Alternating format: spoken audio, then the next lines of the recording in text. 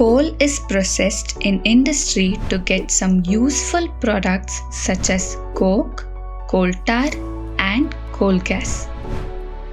Coke. It is a tough, porous, and black substance.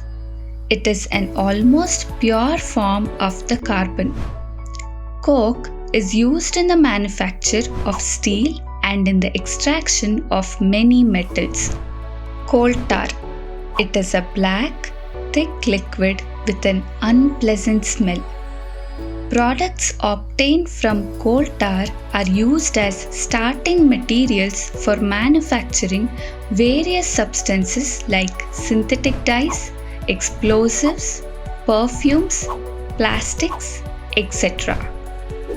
Interestingly, naphthalene balls used to repel moths and other insects are also obtained from coal tar.